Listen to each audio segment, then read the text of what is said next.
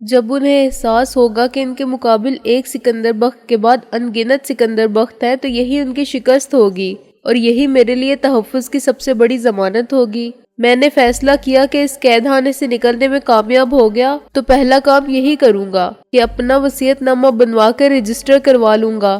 محسن یا رابعہ دونوں میں سے کسی ایک کو اپنے بعد وارث بنا جاؤں گا اور ان سے بھی کہوں گا کہ وہ میری پیروی کرتے ہوئے اپنے اپنے وصیت نامے کے مطابق کسی کو وارث بنا دیں۔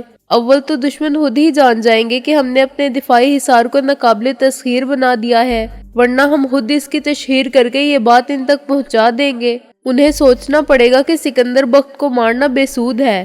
فوری مسئلہ یہ تھا کہ رہائی کی کیا صورت ہو۔ میں نے ٹرانزسٹر کو ایک طرف رکھ دیا لیکن آف نہیں کیا۔ اس کے ڈائل پر سوئی بھی وہیں رہی۔ اگر میں اس کو چھیڑ دیتا تو دشمنوں سے دوبارہ مواصلاتی رابطہ قائم ہونے کے امکانات بالکل ختم ہو جاتے۔ ٹرانزسٹر کی صورت میں میرے پاس دشمن کا ایک ایسا خطرناک ہتھیار بھی آ گیا تھا جسے میں ضرورت پڑنے پر خود دشمن کے خلاف استعمال کر سکتا تھا۔ میں نے زور زور سے دروازہ پیٹا اور اس امید میں کوئی ہے چلاتا رہا کہ شاید کوئی قریب ہو تو میری آواز سن لے یا خالی کوٹھی کا چوکیدار آ گیا ہو تو متوجہ ہو جائے، لیکن میری پکارے صدا بے سود ثابت ہوئی۔ کمرے میں ایک کیل تک نہ تھی جسے ڈور لاک میں گھما کر میں دروازہ کھولنے کی کوشش کر سکتا یا دیوار کھرچ کے پلاسٹر ہٹانے کے بعد ایک اینٹ نکال سکتا۔ یہ کام مشکل ضرور تھا مگر ناممکن نہیں تھا۔ ایک کیل سے دیوار میں شگاف کرنا حوصلے، مستقل مزاجی اور وقت کی بات تھی۔ 24 گھنٹے کی محنت سے یہ کام ہو سکتا تھا۔ میں نے دوسری جنگ عظیم میں قید خانوں سے فرار ہونے والوں کی ناقابل یقین مگر سچی کہانیاں پڑھی تھیں، جو کھانے کے ایک چمچے، ٹین کے ایک ٹکڑے، جیبی چاقو، یہاں تک کہ صرف ناخنوں کی مدد سے مہینوں کی محنت کے بعد سرنگ بنا کے نکل گئے تھے۔ میں نے اطمینان سے بیٹھ کر دیوار کا سہارا لیا، فرش پر پاؤں پھیلائے اور سگریٹ جلا کے اپنے مسائل اور وسائل کا جائزہ لینے لگا۔ پین ٹارچ ختم ہونے کے قریب تھی اور میرے کسی کام نہیں آ سکتی تھی۔ ماچس کی چند تیلیوں سے میں دروازے میں آگ نہیں لگا سکتا تھا۔ میرے پاس ایسی کوئی چیز نہیں تھی جس سے ڈور لاک کے سکرو کھولے جا سکے۔ یہ امید رکھنا فضول تھا کہ محسن یا رابعہ مجھے تلاش کرتے ہوئے آ جائیں گے۔ زیادہ امید اس بات کی تھی کہ وہ بھی کسی نامعلوم مقام پر قید ہوں گے۔ سکندر اعظم، ٹرانزسٹر ریڈیو کے سپیکر نے اچانک کہا، کیا اب بھی زندگی کی آس لگائے بیٹھے ہو؟ جہاں تم ہو وہاں کوئی نہیں آ سکتا، تم جواب کیوں نہیں دیتے؟ میں جواب دیتے دیتے رک گیا۔ مجھے خیال آیا کہ دوبارہ رابطے کی کوشش کا مقصد اس بات کی تصدیق کرنا ہو سکتا ہے کہ میں زندہ ہوں یا ان کی پرفریب سازش کا شکار ہو چکا ہوں۔ اگر میں بول پڑتا تو انہیں فوراً معلوم ہو جاتا کہ ان کی چال ناکام ہو گئی ہے اور میں ٹرانزسٹر ریڈیو میں پوشیدہ بم کے راز سے واقف ہو چکا ہوں، یا میں نے ابھی تک ٹرانزسٹر کھول کے چابی نکالی ہی نہیں ہے۔ کیا بات ہے سکندر بخت، بات کرنا نہیں چاہتے؟ مردے بات نہیں کرتے۔ دوسری آواز میں کسی نے گالی دی اور ایک کہکہا سنائی دیا، بکواس مت کرو، کیا معلوم وہ جان بوجھ کر خاموش بیٹھا ہو۔ یہ آواز ڈی سلوا کی تھی۔ یہ ناممکن ہے استاد، اس نے فوراً چابی نکالی ہوگی دروازہ کھولنے کے لیے۔ فرض کر اس نے، ڈی سلوا بولا۔ فرض کیا کرنا استاد؟ چابی نظر آنے کے بعد یہ ناممکن ہے کہ اس کا خیال کسی اور طرف گیا ہو۔ دوسرے نے اس کی بات کاٹ دی۔ دنیا میں کچھ بھی ناممکن نہیں ہوتا، ڈی سلوا نے کہا۔ دھماکے کی آواز نہیں آئی۔ ارے استاد، تو بھی کس چکر میں پڑ گیا؟ خامخواہ یہ کیسے ہو سکتا ہے کہ اس نے چابی نہ اٹھائی ہو اور بعد میں خیال آیا ہوگا کہ چابی کے ساتھ تار بھی بندھے ہوئے ہیں، تو اس خیال سے پہلے ہی تار ٹوٹ چکے ہوں گے۔ تار بہت باریک اور کمزور تھے، ایک معمولی سے جھٹکے میں ٹوٹ جانے والے۔ اسے مہلت ہی کہاں ملی ہوگی کہ چابی واپس رکھ دے؟ اتنا تو میں بھی سمجھتا ہوں، لیکن میں فرض کرنے کا قائل نہیں، ہمیں خود جا کے دیکھنا پڑے گا۔ ڈی سلوا اپنی بات پر اڑا رہا۔ تمہاری یہی مرضی ہے تو چلو۔ آوازیں کم سے کم 3 افراد کی تھی۔ میری خاموشی نے ان کو اپنی کامیابی کا یقین تو دلا دیا تھا، لیکن ان کا استاد کچا کام کرنے کے خلاف تھا۔ اب وہ دیکھنے آ رہے تھے کہ کیا خاموشی کا مطلب کامیابی ہے اور ان کا ٹرانسمیٹر دھماکے کے بعد نیست و نابود ہو چکا ہے، یا اس پہ کوئی خرابی واقع ہوئی ہے۔ دیکھنا اب یہ تھا کہ وہ کتنے قریب آ کر تصدیق کرتے ہیں۔ آخر ٹرانزسٹر میں کتنا بڑا بم رکھا جا سکتا ہے؟ اس کے اندر خالی جگہ زیادہ نہیں ہوتی اور اس میں اتنا آتش گیر مادہ نہیں بھرا جا سکتا جو RCC پر بنے ہوئے کمرے کی دیواریں ڈھا دے۔ لیکن ایک آدمی کو ہلاک کرنا کوئی مشکل کام نہیں، خصوصاً اس شخص کو جو ٹرانزسٹر ہاتھ میں لیے کھڑا ہو۔ پھر کیا وہ اندر آ کے دیکھیں گے؟ نہیں، وہ دور سے ہی اندازہ کر لیں گے کہ دھماکہ ہوا کہ نہیں۔ یہ تو ہو سکتا ہے کہ دھماکے سے دیواریں نہ گریں، لیکن یہ نہیں ہو سکتا کہ دھماکہ آس پاس نہ سنا جائے اور لوگوں کو متوجہ نہ کرے۔ جب وہ دیکھیں گے کہ ویران کوٹھی بدستور ویران پڑی ہے اور آس پاس لوگ جمع نہیں ہیں تو ان کو معلوم ہو جائے گا کہ وہ اپنے مقصد میں کامیاب نہیں ہوئے، اور یا تو میں عمدن خاموش رہا تھا یا میں نے مواصلاتی رابطہ منقطع کر دیا تھا۔ سیل نکال کر سوئی آگے پیچھے کر کے یا صرف ٹرانزسٹر ریڈیو کو آف کر کے رابطہ ختم کیا جا سکتا تھا۔ یہ خیال بہت حوصلہ شکن تھا کہ دشمن دور سے ہی لوٹ جائیں گے۔ اگر وہ اندر آتے تو ان سے مقابلہ کر کے باہر نکلنے کا رستہ بنایا جا سکتا تھا۔ اس مقابلے میں میرا مارا جانا بھی ممکن تھا، لیکن یہ موت زیادہ قابل قبول تھی۔ بصورت دیگر مجھے اسی سٹور روم کی ویرانی میں بھوک اور پیاس کا طویل عذاب جھیل کر مرنا تھا۔ ایک بار پھر میرا ذہن ٹرانزسٹر کی طرف گیا۔ اگر یہ فرض کر لیا جائے کہ اس میں جو بم یا آتش گیر مادہ بھرا ہوا ہے اس کی ہلاکت کا دائرہ بھی محدود ہے، اس سے وہ شخص یقیناً ہلاک ہو سکتا ہے جو اس کے بہت قریب ہو، لیکن اگر وہ خود دور ہو پھر؟ اچانک میں نے آزادی کی روشنی کو یوں پھیلتے دیکھا جیسے صبح کاذب کے دھندلکے میں صبح صادق کا اجالا پھیلتا ہے۔ مایوسی کے گھپ اندھیرے میں ایک کرن روشن ہو گئی، ذہن کے بند دروازے کھلتے گئے اور ایک قابل عمل خیال نے میرے ذہن میں جگہ بنا لی۔ جو کچھ میں نے سوچا تھا وہ بھی پرخطر تھا، جان جانے کے امکانات اس میں بھی تھے، مگر یہ امکانات 0 سے بڑھ کر 50% ہو گئے تھے۔ کچھ کیے بغیر مرنے سے کچھ کر کے مرنا بہتر تھا۔ پہلے میں نے اپنی قمیض اتاری، لیکن کچھ سوچ کے اس کو پھاڑنے کا ارادہ ترک کر دیا۔ پتلون کے نیچے میں نے انڈرویئر پہن رکھا تھا جس میں 2 فٹ سے زیادہ لمبا الاسٹک تھا۔ میں نے پتلون کو بغیر انڈرویئر کے پہنا اور اس کا لاسٹک نکال دیا۔ یہ پتلا سا الاسٹک کھینچنے سے 2 گنا لمبا ہو جاتا تھا۔ قمیض کو پھاڑنے کا کوئی فائدہ نہیں تھا۔ میں نے بڑی صفائی سے بنیان کو پھاڑا اور اس کی گولائی کی طرف کچھ انچ چوڑی کئی پٹیاں نکالی۔ ان سب پٹیوں کو گرہ لگا کے آپس میں جوڑنے سے ایک اتنی لمبی پٹی بن گئی جو کمرے کے ایک کونے سے دوسرے کونے تک جا سکتی تھی۔ اب دوسرا مرحلہ درپیش تھا جو سب سے خطرناک تھا، لیکن کامیابی کی امید نے مجھے ذہنی اور جسمانی طور پر پوری طرح چاقو چوبند اور مستعد کر دیا تھا۔ میں نے ایک مرتبہ پھر ٹرانزسٹر ریڈیو کا سیل والا خانہ کھولا اور سارے سیل نکال دیے۔ ڈور لاک کی وہ چابی میرے سامنے آ گئی جو زندگی کے راستے کھول سکتی تھی، مگر مجسمے موت تھی۔ بہت آہستہ آہستہ چابی کو ذرا بھی ہلائے بغیر میں نے اس کے نیچے سے اسفنج کی پتلی تہ کو نوچ کر ہٹانا شروع کیا۔ نرم ربڑ کے بستر پر یہ چابی کسی لاش کی طرح لیٹی ہوئی تھی۔ ٹرانزسٹر ریڈیو بنانے والی کمپنی نے یہ نرم تہ اس لیے بچھائی تھی کہ سیل سے پلاسٹک کی باڈی کو نقصان نہ پہنچے۔ میں ایک انگلی اور انگوٹھے کی مدد سے تھوڑا تھوڑا فوم ربڑ نوچتا رہا۔ تقریباً 10 منٹ تک میری جان سولی پر اٹکی رہی۔ اگر غلطی سے بھی میری انگلی سے چابی کو جھٹکا لگ جاتا تو کوئی نہ کوئی تار ٹوٹ جاتا۔ بالآخر میں چابی کے درمیانی حصے کے نیچے سے فوم ربڑ صاف کرنے میں کامیاب ہو گیا۔ اب چابی کے نیچے 3 سوت کا خلا پیدا ہو گیا تھا۔ میں نے انڈرویئر میں سے نکلنے والے گول الاسٹک کا ایک سرا اس خلا میں سے گزارا۔ خالی جگہ تقریباً اتنی ہی تھی جتنی الاسٹک کی گولائی۔ آہستہ آہستہ دبانے سے الاسٹک کا سرا دوسری جانب بڑھتا گیا۔ جب اس کی لمبائی 4 انچ کے قریب ہو گئی تو میں نے سرے کو تھام کر باقی الاسٹک کے ساتھ وہ گرہ لگائی جو کھینچنے سے کھلنے کی بجائے اور ٹائٹ ہو جائے۔ جب کام مکمل ہو گیا تو میں نے اطمینان کا گہرا سانس لیا اور اس وقت مجھے اپنے ماتھے پر پسینے کی نمی کا احساس ہوا۔ میرا آدھے سے بھی کم رہ جانے والا بنیان قریب ہی پڑا تھا۔ اس سے میں نے ہاتھ اور منہ صاف کیے اور آخری مرحلے کے لیے تیار ہو گیا۔ میں نے ٹرانزسٹر کو ایک دروازے سے ملا کر رکھ دیا اور الاسٹک کے لمبے حصے کے ساتھ وہ ڈوری بھی منسلک کر دی جو میں نے بنیان پھاڑ کے بنائی تھی۔ پوری احتیاط کے ساتھ میں اس ڈوری کو مخالف سمت میں آخری گوشے تک لے گیا۔ اب میرے اور اس بم کے درمیان تقریباً 12 فٹ کا فاصلہ تھا۔ زمین پر الٹا لیٹ کر میں نے وہ پوزیشن اختیار کی جس سے میرا چہرہ، سر اور بازو محفوظ ہو گئے۔ میں اب کونے میں منہ دیے سجدے کی حالت میں پڑا تھا۔ اللہ کا نام لے کر میں نے ڈوری کو کھینچنا شروع کیا۔ ڈوری میں بہت لچک تھی، بنیان کے ٹکڑے بھی الاسٹک کی طرح کھچ رہے تھے۔ میں ڈوری کو 1 انچ تک کھینچتا گیا۔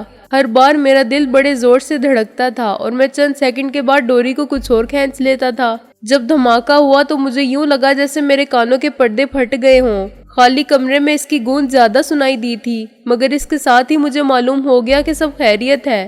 نہ میں زخمی ہوا ہوں اور نہ مجھ پر کمرے کی دیواریں گری ہیں۔ میرا اندازہ درست ثابت ہوا تھا۔ بم زیادہ بڑا نہیں تھا مگر اتنا چھوٹا بھی نہیں تھا۔ اگر ٹرانزسٹر میرے ہاتھ میں ہوتا تو میرا حشر بھی وہی ہوتا جو دروازے کا ہوا تھا۔ اس کا نچلا حصہ صاف اڑ گیا تھا۔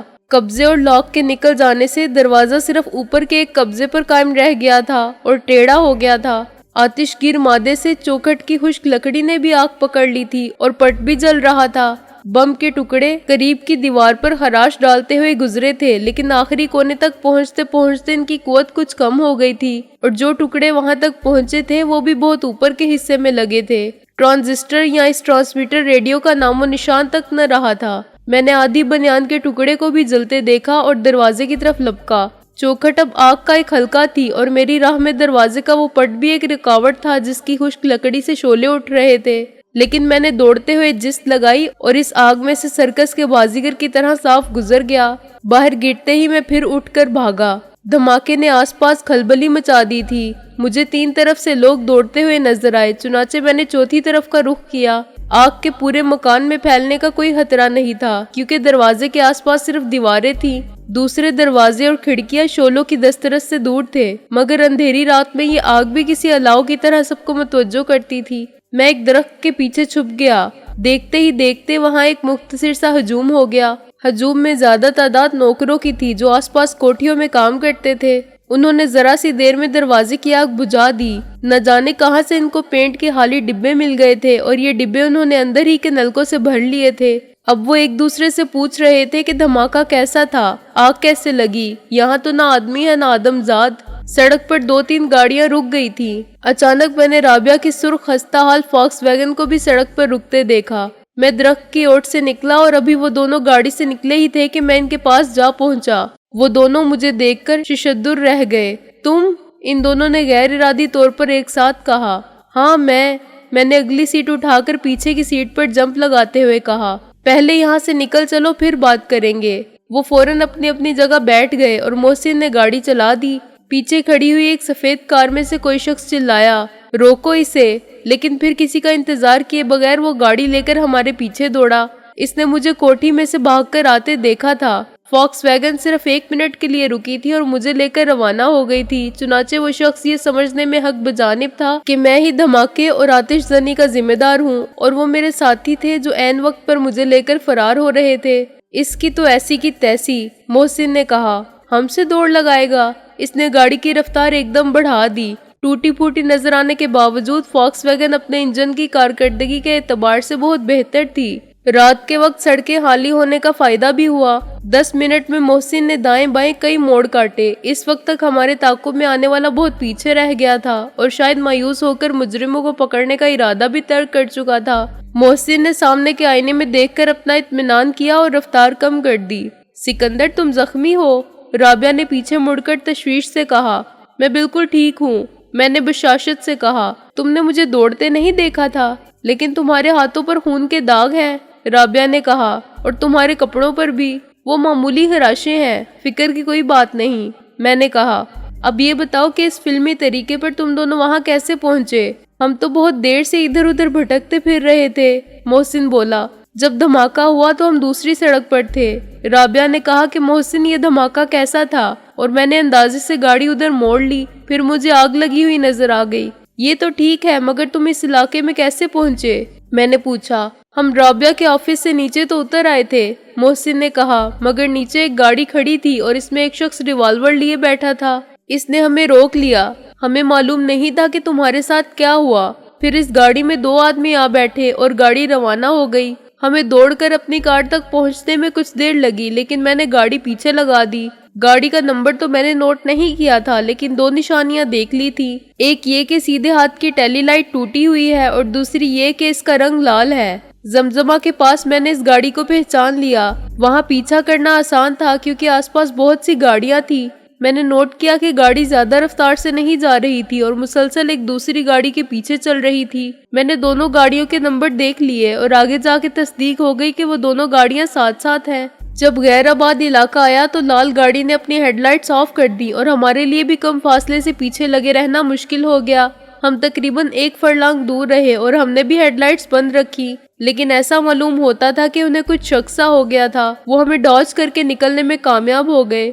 हम इस इलाके में तो पहुंच ही गए थे। अचानक एक गाड़ी हमारे सामने से नमूदार हुई और सीधी गुजर गई। इसकी हेडलाइट्स टूटी हुई थी, अंधेरे में टक्कर हो जाती, चुनाचे मैंने लाइट्स जला दी। आखिरी वक्त में मुझे अंदाजा हुआ कि ये तो वही गाड़ी है जो लाल गाड़ी के आगे आगे चल रही थी। لیکن اب وہ واپس جا رہی تھی اور اس کی رفتار اتنی زیادہ تھی کہ میرے کسی فیصلے پر پہنچنے سے قبل ہی وہ غائب ہو گئی۔ اس کا کہیں ایکسیڈنٹ ہو گیا تھا؟ ہاں، اس کا ذمہ دار میں ہوں، میں نے کہا۔ گاڑی روکنے کی کوئی اور صورت نہیں رہی تھی۔ اس طرح گاڑی روکنے سے پہلے آپ نے غور فرما لیا تھا کہ آپ خود بھی ٹوٹ پھوٹ سکتے ہیں؟ رابعہ نے کہا۔ غور فرما لیا تھا، میں نے کہا، لیکن مرتا کیا نہ کرتا۔ میرے لیے یہ خطرہ مول لینے کے سوا چارہ ہی کیا تھا؟ اور خطرات تو اب زندگی کا ایک ایسا جز بن گئے ہیں کہ خوف کا کوئی مفہوم نہیں رہا، بلکہ میرا خیال ہے کہ جس روز ہماری زندگی کے حالات معمول پر آ گئے اور کوئی خطرہ باقی نہ رہا، اس روز یہ زندگی بالکل بے کیف اور سپاٹ ہو جائے گی، بالکل عام لوگوں کی زندگی کی طرح کہ صبح ہوتی ہے، شام ہوتی ہے، عمر یوں ہی تمام ہوتی ہے۔ تمہارے لیے عام آدمی کی زندگی بے مصرف اور غیر دلچسپ ہے، رابعہ نے کہا۔ اس لیے کہ وہ معمولات کے مطابق جیتے ہیں۔ ان کے لیے جینے میں کوئی مسرت کی بات نہیں ہے، کیونکہ اس میں خطرات کی سنسنی خیزی نہیں ہے۔ کیسا عجیب فلسفہ حیات ہے تمہارا۔ لوگ تو قدم قدم پر خوشیوں کے خزانے تلاش کر رہے ہیں، کیونکہ خوشی تو صرف ایک احساس کا نام ہے۔ تمہاری بات کا مطلب تو یہ نکلتا ہے کہ خوبی تقدیر سے تم زندہ رہے تو بڑی بدبختی یہ ہوگی کہ تمہارا احساس مر جائے گا۔ یہ وکیلوں کی طرح الفاظ سے غلط مطلب اخذ کرنے کا کمال دکھایا ہے تم نے، میں نے کہا۔ حالانکہ آپ اچھی طرح جانتی ہیں کہ میں آدمی ہوں، مشین نہیں، چنانچہ میں جذبات سے محروم نہیں۔ پھر یہ کیسے ہو سکتا ہے کہ سنسنی خیز مسرت کا وہ احساس مجھے نہ ہو جو ہر کامیابی عطا کرتی ہے، وہ محنت عطا کرتی ہے جس میں درد فرقت کے بعد شب وصل کی راحت کا یقین ہو، جو تخلیق کے غرور سے ملتی ہے، نقطۂ ساز سے، رنگ سے اور خوشبو سے، یہاں تک کہ ایک ایٹم بم گرا کے لاکھوں انسانوں کو مار دینے کے بعد فتح کے اعلان سے ملتی ہے۔ تم دونوں خپتی اور جھکی ہو، محسن نے بھننا کر کہا۔ ذرا موقع ملا اور پٹری سے اتر گئے۔ ملاحظہ ہو کہ بات کیا ہو رہی ہے؟ ارے بابا، یہ سوچو کہ رسیدہ بود بلائے دے بخیر گزشت۔ تم نے تو مجھے حیران کر دیا یار، میں نے ہنس کر کہا۔ ہم لوگ غصے میں انگریزی بولتے ہیں، تو فارسی بولتا ہے۔ ابھی یہ انگریزی فارسی سب دھری رہ جائے گی، محسن نے اسی لہجے میں کہا۔ جب رضوی صاحب یہ پوچھیں گے کہ آخر سواری کہاں سے تشریف لا رہی ہے اور جناب کا یہ حلیہ کیا ہو رہا ہے؟ ایک صورت تو یہ ہو سکتی ہے کہ گھر پہنچتے ہی تم دونوں فرار ہو جاؤ، رابعہ نے کہا۔ میں اتر کر اندر چلی جاؤں گی اور میرا بیان صاف ہوگا کہ آفس سے آ رہی ہوں۔ تم دونوں شریفانہ حلیہ بنا کے کچھ دیر بعد آ سکتے ہو، بہانے بنانے تو تمہیں آتے ہی ہیں۔ بجا ارشاد، میں نے کہا۔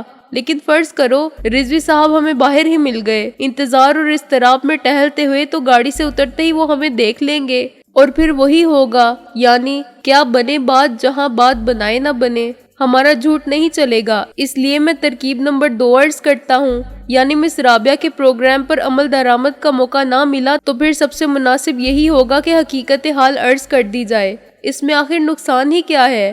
میں اتفاق کرتا ہوں، محسن بولا، لیکن حقیقت حال میں سے استاد ٹیڈی کو خارج کر دیا جائے، باقی سب وہی ہو جو ہوا اور سب نے دیکھا۔ رضوی صاحب جانتے ہیں کہ ہمارے دشمن کون ہیں اور کیا چاہتے ہیں، اب تک کیا کر چکے ہیں اور آئندہ کیا کر سکتے ہیں۔ وہ ہمارے سامنے سکندر کو اغوا کر کے لے گئے تھے، ہم نے تعقب کیا، باقی سکندر خود بتا دے گا۔ رضوی صاحب باہر نہیں تھے، ان کے کمرے کی لائٹ جل رہی تھی، جس کا مطلب تھا کہ وہ جاگ رہے ہیں۔ کوئی اور گاڑی ہوتی تو ہم خاموشی سے اتر کے ترکیب نمبر 1 پر عمل کر لیتے، مگر فاکس ویگن تو دور سے اپنی آمد کا اعلان کرتی ہے۔ ابھی ہم نے گاڑی روکی بھی نہیں تھی کہ وہ باہر نکل آئے۔ آ گئے آپ لوگ، انہوں نے ہمیں مجرموں کی طرح خاموش کھڑا دیکھ کر کہا۔ وقت کیا ہو رہا ہے؟ ہم نے باری باری ایک دوسرے کی صورت دیکھی، سب کی صورت پر 12 بج رہے تھے، مگر گھڑیوں میں 1:10 ہو رہے تھے۔ ہم ایک مصیبت میں پھنس گئے تھے انکل، رابعہ نے ہمت سے کام لے کر کہا۔ یہ اندازہ تو سکندر کا حلیہ دیکھ کے بھی ہو جاتا ہے، وہ ناراضگی سے بولے۔ مصیبت یہ ہے کہ تم لوگ مصیبت سے دامن بچا کے نکلنے کی کوشش ہی نہیں کرتے، خود مصیبت بن کر گرفتار ہونے چلے جاتے ہو۔ آج کیا ہو گیا تھا؟ خیر بعد میں سنانا، پہلے اندر آؤ۔ کوئی خطرے کی بات تو نہیں ہے نا؟ بس آج خدا نے بچا لیا ہم کو، رابعہ نے اندر پہنچنے کے بعد کہا۔ کچھ لوگ سکندر کو اغوا کر کے لے گئے تھے۔ اچھا، تم جاؤ اپنا حلیہ ٹھیک کرو، رضوی صاحب نے مجھ سے مخاطب ہو کے کہا۔ کھانا وغیرہ کھایا ہے یا نہیں؟ ابھی تک تو دھکے ہی کھائے ہیں، رابعہ نے دبے دبے لہجے میں کہا، اور اب آپ کی جھاڑ کھا رہے ہیں۔ رضوی صاحب مسکرائے۔ اچھا تم بھی جاؤ اور دیکھو کھانے پینے کا کیا انتظام ہو سکتا ہے، میں محسن سے بات کرتا ہوں۔ तकरीबन 15 मिनट बाद मैं नहा धोकर खराशों को डिटोल से साफ करके और कपड़े बदल के वापस पहुंचा तो मोहसिन खामोश बैठा था और रिजवी साहब एक हाथ नाइट गाउन की जेब में डाले और दूसरे हाथ में पाइप लिए खड़े थे। मैं समझ गया कि रिजवी साहब ने अपना सारा गुस्सा मोहसिन पर उतारा है। 5 मिनट बाद राबिया ट्रे उठाए अंदर आई और हम बिला तकल्लुफ खाने में लग गए। रिजवी साहब ने आधी कहानी मोहसिन की जुबानी सुन ली थी। अपने कैद होने और कैद से निकलने का अहवाल मैंने खाने के दौरान में बता दिया। रिजवी साहब सुनते रहे और कमरे में टहलते रहे। राबिया किचन में चाय के लिए पानी रखाई थी। खाने के बर्तन समेटकर वो चाय बनाने के लिए चली गई। तुम दोबारा इस मकान तक पहुंच सकते हो? रिजवी साहब ने कहा। बराह रास्त तो नहीं पहुंच सकता, मैंने कहा, इसलिए कि रात का वक्त था और वो नई आबादी है। सब सड़कें एक जैसी लगती हैं, लेकिन घूम फिर कर देखा जाए तो ऐन मुमकिन है कि मैं कोठी को देखकर पहचान लूं। इसके अलावा आसपास के रहने वालों से भी मदद मिल सकती है। धमाका दूर तक सुना गया था और बहुत से लोगों ने दरवाजे की आग भी देखी थी। रिजवी साहब ने इकरार में सर हिलाया। जहाँ तक मेरा ख्याल है दोनों कारें चुराई गई होंगी या इनकी नंबर प्लेट बोगस होगी। मकान के असल मालिक से कुछ पूछने का कोई फायदा नजर नहीं आता, लेकिन जाए वारदात पर, मेरा मतलब है इस कमरे में से बम के टुकड़े मिल सकते हैं और इनसे ये मालूम हो सकता है कि बम किसका था। हमारे रिकॉर्ड पर बहुत से माहिरीन के नाम हैं जो पसे पर्दा रहकर मुजरिमों की मदद करते हैं। मसलन जाली दस्तावेजात बनाने वाले, खसूसन पुरानी तारीखों के स्टाम्प पेपर फरोख्त करने वाले, अदालतों की मोहरें और दस्तखत बनाने के माहिर, हर किस्म की रोशनाई तैयार करने वाले, झूठे गवाह और जामिन फराहम करने वाले। लेकिन ये कुछ दहशतगर्दी का केस है। हमारे मुल्क में तो कोई दहशत पसंद तंजीम मौजूद नहीं, मगर दूसरे मुल्कों में हर नजरिए के या हुकूमत के हामी और मुखालिफिन की खुफिया तंजीम है। मसलन ब्लैक सितंबर या ब्लैक संडे, और इनका दायरा कार बहुत वसी है। इनके पास इतने फंड्स हैं कि वो हर किस्म का असलहा और माहिरीन की खिदमात भी हासिल कर सकते हैं। कत्लो खून रेजी तो हमारे मुल्क में भी होती है, लेकिन इसके बेशतर असबाब वही पुराने हैं, यानी जर, जमीन और जन के झगड़े, जिनमें रवायती हथियार इस्तेमाल होते हैं, लाठी, खंजर या बंदूक और रिवॉल्वर। मगर ट्रांजिस्टर रेडियो के अंदर बम छुपाना तो खसूसी फनी महारत का काम है। रेडियो को दो तरफा मवासलाती राब्ते के काबिल बनाना कोई मुश्किल काम नहीं। कोई भी अच्छा रेडियो मैकेनिक आम पुर्जों की मदद से रेडियो भी असेंबल कर सकता है और ट्रांसमीटर भी, लेकिन ट्रांसमीटर रखना हमारे कवानीन के मुताबिक बहुत संगीन जुर्म है। ये बड़ी आसानी से मालूम हो जाता है कि नशरियात कहाँ से जारी हैं। हमारे पास आलात हैं जो रेडियो की लहरों की इसी तरह निशानदेही कर देते हैं जैसे कुतुब नमा की सुई शमाल की निशानदेही करती है। इसलिए यहाँ कोई शख्स ट्रांसमीटर बनाने या रखने की जरूरत नहीं करता। ताहम ये आसान काम है। इसके अंदर बम छुपाना और फ्यूज लगाना दूसरी किस्म की महारत है। ये काम कोई साबिक फौजी माहिर असलहा कर सकता है, लेकिन मैं वतन के मुहाफिजों से ऐसी ज़मीर फरोशी की तवक्को नहीं रखता। ज्यादा इम्कान इस बात का है कि सरहद पार से हमारे दुश्मनों के एजेंट आए होंगे, लेकिन अभी तक तकरीब कारी की कोई वारदात भी नहीं हुई है। आप एक हकीकत को फरामोश कर रहे हैं अंकल, मैंने कहा। डिसिल्वा का राब्ता बाहर की दुनिया से भी है और वो खुद भी बाहर आता जाता रहता है। हो सकता है ये सामान वो बाहर से लाया हो। हाँ, ये भी हो सकता है, रिजवी साहब ने सोचते हुए कहा, और इससे ये नतीजा भी निकाला जा सकता है कि इनके पास मजीद तबाहकुन असलहा मौजूद है। तुम्हें यकीन है कि तुमने डिसिल्वा की आवाज पहचान ली थी? मुझे कोई शुबा नहीं, मैंने पूरे यकीन के साथ कहा। दूसरी गाड़ी में डिसिल्वा ही था। राबिया चाय लेकर अंदर आ गई और रिजवी साहब भी बैठ गए थे। तफक्कुरात के असर इनकी सूरत से आया थे। चाय पीते हुए भी वो कुछ सोचते रहे। मैंने महसूस किया कि मोहसिन की हालत गैर हो रही है। इसे मैंने रिजवी साहब की नाराजगी का नतीजा समझा। मेरा ख्याल है कि तुमको इस वाक़े की रिपोर्ट पुलिस को लिखवा देनी चाहिए, रिजवी साहब ने किसी फैसले पर पहुंच के कहा। तुम्हें यकीन है तो साफ कहो कि अगवा करने वाला डिसिल्वा था। मकान तो 1 घंटे में मिल जाएगा और वहाँ गवाह भी होंगे। अगर बम के टुकड़े दस्तयाब हो गए तो हमारी लेबॉर्ट्री के माहिरीन बम की साख्त के बारे में कतई रिपोर्ट दे सकेंगे। इसके बाद तफ्तीश का रुख मोड़ा जा सकता है और डिसिल्वा से पूछा जा सकता है कि बैरून मुल्क वो कहाँ जा चुका है और इसका राब्ता किन अफराद से रहा है। पेरिस बहुत ही दहशत पसंद सरगर्मियों का मरकज है, क्योंकि वहाँ हर जिला वतन को पनाह मिल जाती है और कवानीन कुछ ऐसे हैं कि जब तक फ्रांस को या अवाम की सलामती को खतरा लाहक ना हो, हर शख्स को सब कुछ करने की आज़ादी है। अगर तफ्तीश के दौरान डिसिल्वा खुद ही कबूल कर ले कि वो बाहर से इस किस्म का ममनुआ सामान लाया था और ये सामान बरामद हो जाए तो इससे उम्र कैद तक हो सकती है। اگر تم رپورٹ لکھوانے کے لیے تیار ہو تو اسی وقت چلے جاؤ، رپورٹ میں دیر سے نقصان ہو سکتا ہے۔ صبح پولیس اسے طلب کر لے گی اور تمہیں اپنے ساتھ لے جائے گی تاکہ تم جائے واردات کی نشاندہی کر سکو۔